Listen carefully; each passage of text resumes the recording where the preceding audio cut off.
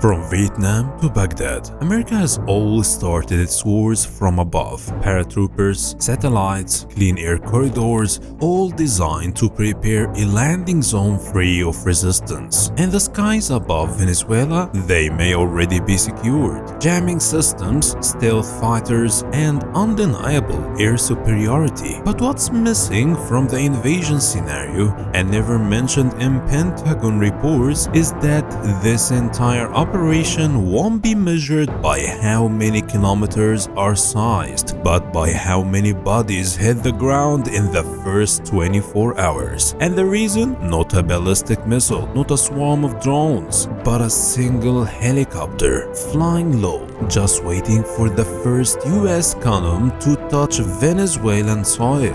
The Mi-35, a Russian gunship never taken seriously, would be enough to ruin Trump's entire military plan with nothing more than a single successful strike against an American landing unit. In that moment, the operation flips from a show of strength to a political nightmare. So the question becomes, would a single helicopter derail the entire US invasion before it even begins? That's exactly what we reveal in this episode. Stay with us to the end. The Mi-30M belongs to the class of heavy attack helicopters, a direct evolution of the Soviet Mi-24 platform, but with major upgrades in avionics, night vision capabilities, and specialized weapons integration. Its core mission: deliver overwhelming firepower at low altitudes, while executing precision strikes against enemy personnel and light armor in open or semi-fortified terrain. But what makes it strategically devastating in airborne landing scenarios is its ability to strike enemy troops at their most vulnerable moment, during descent or seconds after touching down. The Mi-35M operates with a two-man crew, a pilot and a weapons officer. It's powered by two TV3-117 VMA engines, enabling low-level flight at speeds of up to 310 km per hour and an operational range of 450 km, enough to carry out deep strike missions without external fuel tanks. Its cockpit is fully armored, providing protection against 12.7mm heavy machine gun fire and artillery fragments, allowing it to approach conflict zones without immediately falling victim to light ground fire. But the real threat begins when the weapons come into play. The shock weapons, meant for chaos. The Mi-35M's primary armament is purpose-built to paralyze enemy forces within seconds of landing. Mounted under its nose is a GSH-23L dual-barrel 23mm cannon housed in a turret with night targeting systems. It fires at a blistering rate of 3,400 rounds per minute, ripping through landing zones, targeting US troops the moment they disembark. This kind of fire support doesn't allow time for counteraction. It turns the landing zone into a kill box. No foothold, no regrouping.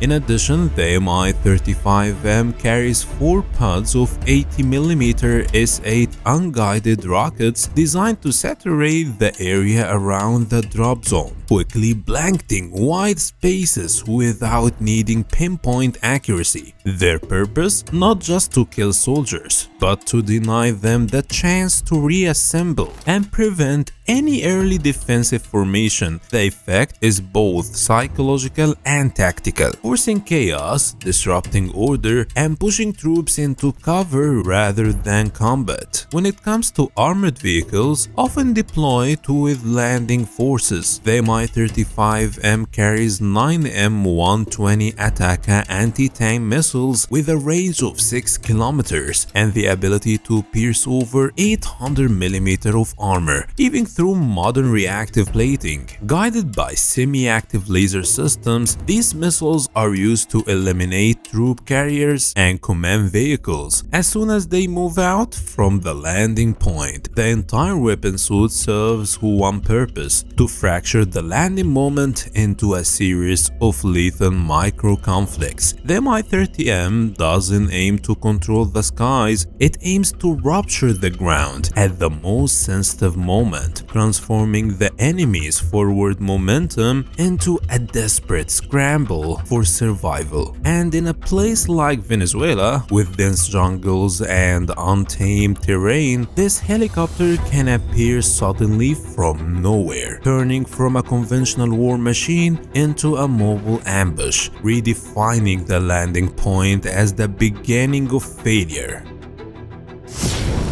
From killer to coffin, the dark side of Mi-35M.